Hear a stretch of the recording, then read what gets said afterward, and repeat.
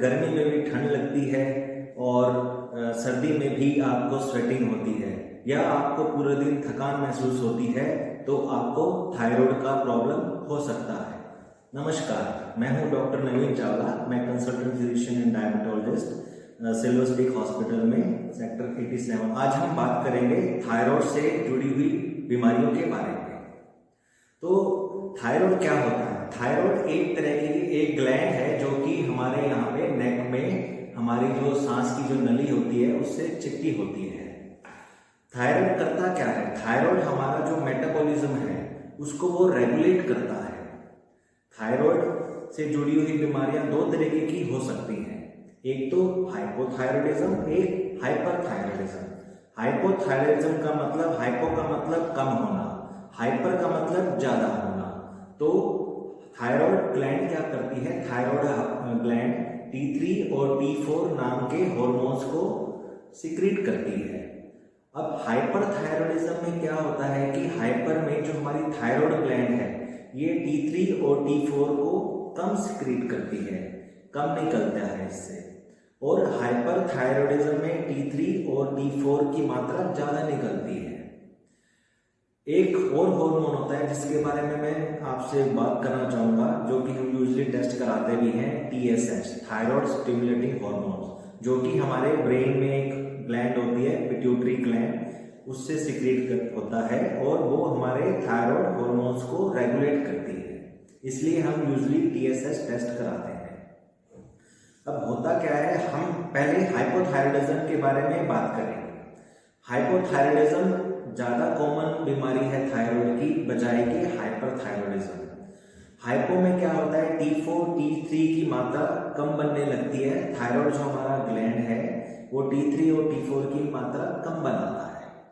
उसके कुछ कारण हो सकते हैं, जैसे कि आयोडीन की कमी होना। 2006 से पहले हमारे नमक में आयोडीन की कमी होती थी, उसमें नमक में आयोडीन नहीं मिला होता था, इसलिए उस टाइम आयोडीन की कमी के कारण थायराइड की जो बीमारियां थी वो बहुत कॉमन थी। बट 2006 के बाद हमारे जितने भी नमक आते हैं, जितने भी कंपनी के नमक आते हैं, उसमें ऑलरेडी आयोडीन मिला होता है। तो आजकल आयोडीन की जो कमी के कारण थायराइड की बीमारियां देखने को नहीं मिलती हैं। दूसरे कारण जो है वो हो सकते हैं, अगर थायराइड ग्लैंड की कोई सर्जरी हुई हो तो भी थायराइड हार्मोन की कमी हो जाती है, या फिर स्ट्रेस से भी कम हो जाता है। फैमिलियल भी हो सकता है थायराइड हाइपोथायराइडिज्म का कारण, और वायरल इन्फेक्शन के कारण भी हो सकता है, या फिर किसी कैंसर के कारण अगर रेडिएशन मिली है तो रेडिएशन भी थायराइड ग्लैंड को डिस्ट्रॉय कर देता है और इससे हाइपोथायराइडिज्म हो सकता है। चलिए इसके हम लक्षण के बारे में हम अब जान लेते हैं। लक्षण क्या क्या होते हैं थायराइड ग्लैंड के?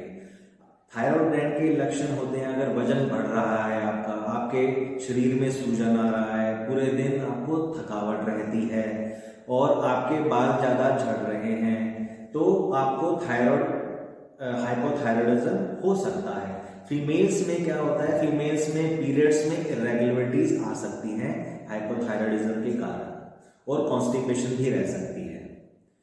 चलिए अब हम जान लेते हैं इसमें हम टेस्ट क्या कराते हैं।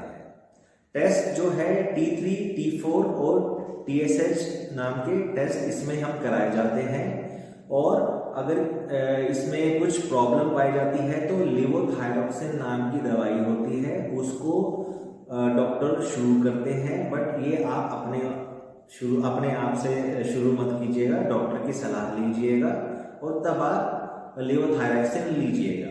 एक बात और मैं बताना चाहूंगा आपको कि यूजली इस दवाई को खाली पेट लिया जाता है उठते ही। इसके 1 घंटे पहले और 1 घंटे के बाद कुछ भी नहीं लेना होता है। कई लोग दवाई खा के चाय पी लेते हैं, ये बिल्कुल भी नहीं करना होता है, इससे दवाई का असर कम हो जाता है। दूसरी एक बात, अगर आप इस दिन दवाई लेना भूल भी जाते हैं तो भी इसको अगले दिन आपको डबल डोज में दवाई लेनी है, और फिर उसके अगले दिन से नियमित जो आप दवाई लेते हैं जिस डोज में लेते हैं तो वो लेनी है। फॉर एग्जाम्पल, अगर किसी को मान लो 100 माइक्रोग्राम का मेडिसिन चल रहा है और उस दिन आप भूल जाते हैं लेना, तो तो आपको नेक्स्ट डे खाली पेट 200 mg का दवाई लेना है और फिर उसके अगले दिन से जो नियमित आपका 100 माइक्रोग्राम का जो डोज चलता है वो आपको कंटिन्यू करना है। चलिए अब बात करते हैं हमें क्या खाना चाहिए और क्या नहीं खाना चाहिए थायराइड हाइपोथायराइडिज्म के लोगों को। यूजली देखिए 99 to 99% लोगों को ऐसा कोई खाने में कोई रेस्ट्रिक्शन नहीं है, बट कुछ लोग जिनको गॉइटर होता है, गॉइटर मीन्स हमारे जो नेक है, थायराइड ग्लैंड जिनका स्वेलिंग हो जाता है, जिनका साइज बढ़ जाता है, उसको हम गॉइटर बोलते हैं।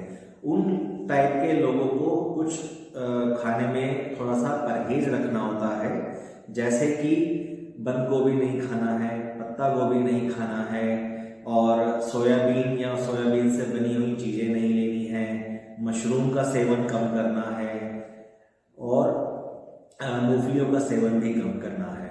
हाँ, एक और बात, जिनको भी थायराइड की प्रॉब्लम होती है उनको कैफीन का इस्तेमाल कम करना है, उनको चाय और कॉफी का इस्तेमाल कम करना है, उनको अल्कोहल तो बिल्कुल भी नहीं लेना है।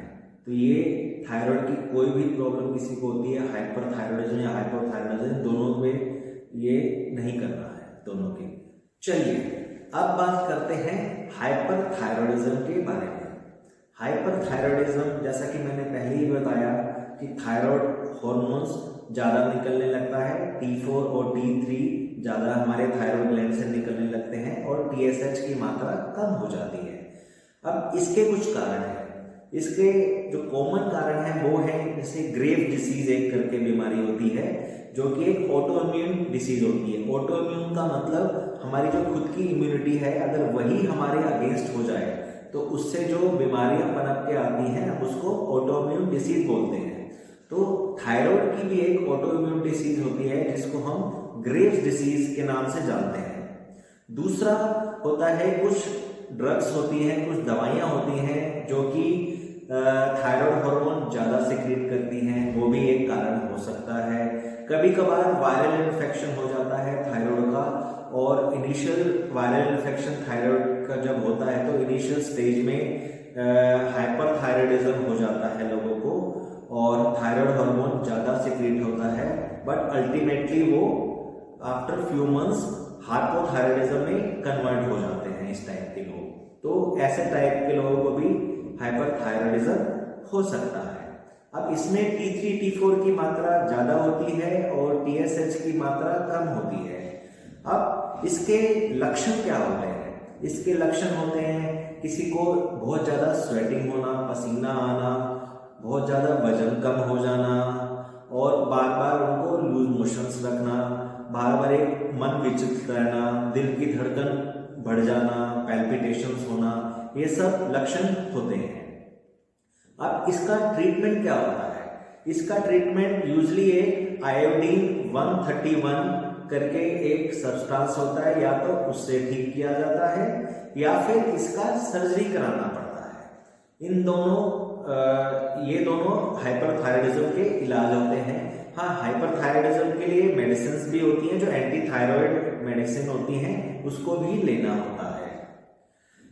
मैं आशा करता हूँ आपकी जो थायराइड के बारे में जो भी आपके मन में क्वेश्चंस होंगे मैं उनका जवाब दे पाया हूँगा। अगर आपको फर्दर हमसे कोई कांटेक्ट करना है तो आप हमारे हॉस्पिटल में कॉल करके आप कांटेक्ट हमसे कर सकते हैं और एक परामर्श ले सकते हैं।